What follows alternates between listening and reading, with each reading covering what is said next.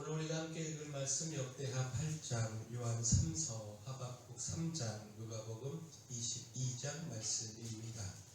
자, 오늘 말씀으로 나눌 주제는 기쁨입니다. 곧 우리가 살아가면서 많은 기쁨을 추구합니다. 그러나 모든 기쁨이 다 같은 기쁨은 아닙니다. 어떤 기쁨은 우리를 생명으로 이끌지만 어떤 기쁨은 우리를 심판으로 이끌게 됩니다.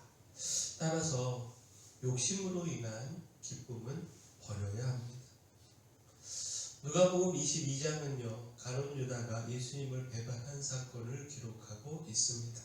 주목할 것이 이 대제사장들과 서기관들이 유다의 제안에 기뻐했다라는 사실입니다.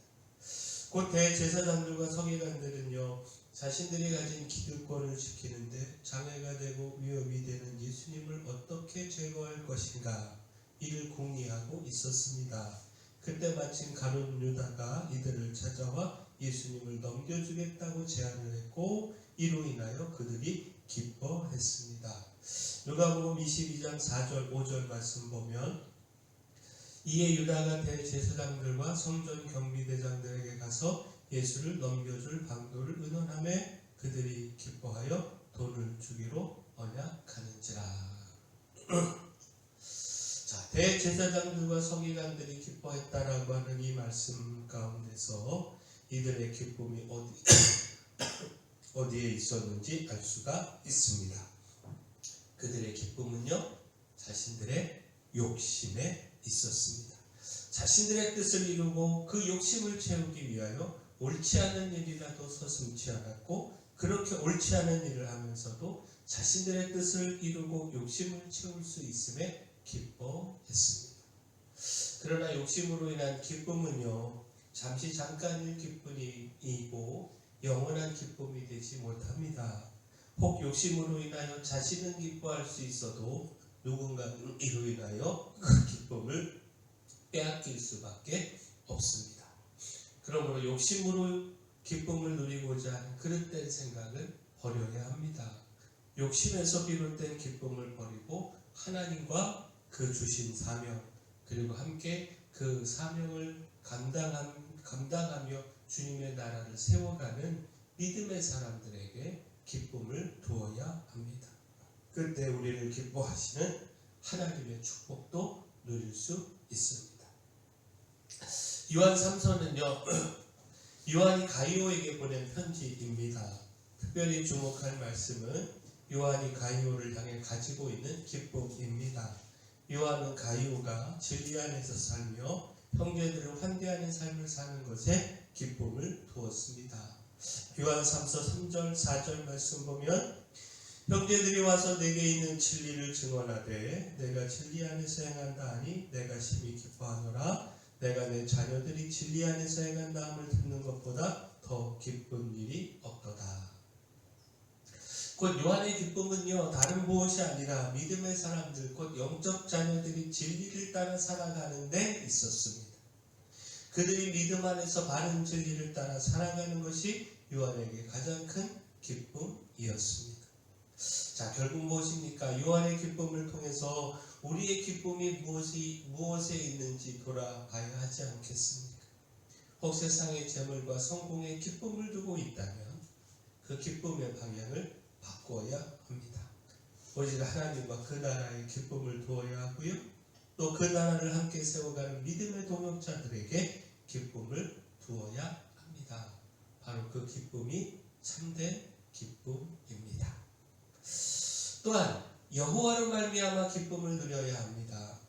기쁨의 가장 깊은 근원은 여호와 하나님 자신입니다. 그러므로 우리는 변하는 상황이 아니라 변함없으신 하나님 안에서 기뻐해야 합니다.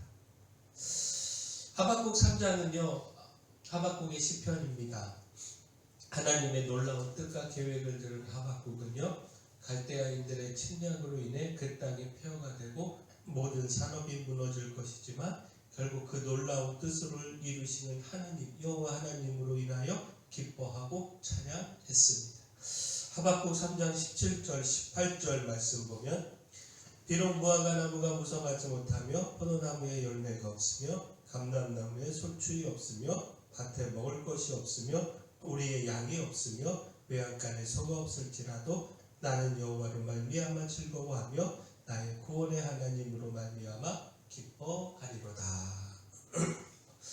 자, 여호와로 말미암아 즐거워한다. 우리가 이 말씀 주목해야죠. 이 말씀은 하박국의 기쁨이 상황이 아니라 하나님께 있다라고 하는 사실을 분명히 드러내 줍니다. 곧 그가 처한 현실은요, 암울하고 두렵고 떨리는 상황이었습니다. 모든 사람이 핍절하고 가진 것은 다 빼앗기고 땅은 황폐해진 상태였습니다. 도무지 기뻐할 수 없는 상황이었습니다. 그러나 하박국은 자신의 기쁨을 하나님께 두었기에 상황과 상관없이 기뻐할 수 있었습니다. 크신 뜻과 그 놀라우신 그 계획으로 구원을 이루실 하나님을 바라보며 기쁨으로 찬양했습니다. 자, 우리의 기쁨도요, 상황이 아닌 하나님께 있기를 소원합니다. 상황에 기쁨을 두면 우리의 기쁨은 한계를 가질 수밖에 없고 결코 항상 기뻐할 수 없습니다. 그러나 하나님께 기쁨을 두면 영원하시고 신실하신 하나님을 통하여 항상 기뻐하고 크게 기뻐할 수 있습니다. 바라긴 우리가 하나님께 기쁨을 두고요, 이를 통하여 참된 기쁨 누리기를 소원합니다. 자, 그때 기억할 것, 이처럼 하나님께 기쁨을 두고 하나님이 기뻐하시는 것, 기뻐하는 사람이 될 때 그 삶에는 놀라운 축복이 임합니다. 하나님의 축복이 있습니다. 역대하 8장은요, 솔로몬이 누렸던 축복을 보여주고 있습니다. 먼저 눈에 띄는 것이 형통함입니다. 그가 하는 일만은 뜻하고 계획한 대로 순조롭게 이루어졌습니다. 특별히 성전 건축과 궁궐 건축을 비롯해서 모든 건축 사업들이 막힘없이 진행되었음을 전하고 있습니다. 또 하나 보게 되는 것이 승리입니다. 솔로몬 때에는 다윗 때처럼 많은 전쟁이 있지는 않았지만 국방을 튼튼히 하고 강력한 군사력을 갖추어서 적들과의 싸움에서 승리했음을 보여주고 있습니다. 자, 마지막으로 보게 되는 것, 그 축복은 부유함입니다. 솔로몬 시대에는요, 활발한 무역 거래가 이루어져서 많은 부를 쌓게 됐고요, 특별히 오빌에서 금 450달란트를 얻는 큰 성과가 있었음을 말씀하고 있습니다. 자, 이처럼 솔로몬은 큰 축복을 누렸는데 우리가 놓치지 말아야 하는 것, 이 모든 축복이 하나님의 기쁨과 약속에서 비롯되었다라는 사실입니다. 솔로몬이 기브온 산동에서 하나님을 만났을 때 그는 다른 욕심을 구하지 않고 사명을 감당하기 위한 지혜를 구하지 않았습니까? 하나님은 이것을 기쁘게 여기셨고 솔로몬에게 지혜뿐만 아니라 부귀와 장수와 승리의 축복까지 약속하셨습니다.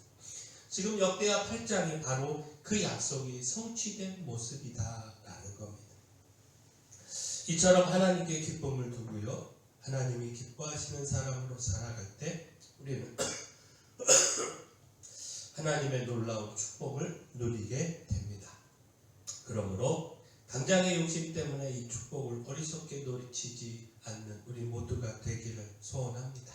항상 마음의 중심에 하나님의 기쁨을 두고 하나님이 기뻐하시는 사람으로 살아가기를 소원합니다. 자, 정리하면요, 욕심으로 인한 기쁨을 버리고 하나님과 그 주신 사명, 그리고 함께 그 사명을 감당하며 주의 나라를 세워가는 믿음의 사람들에게 기쁨을 두어야 합니다.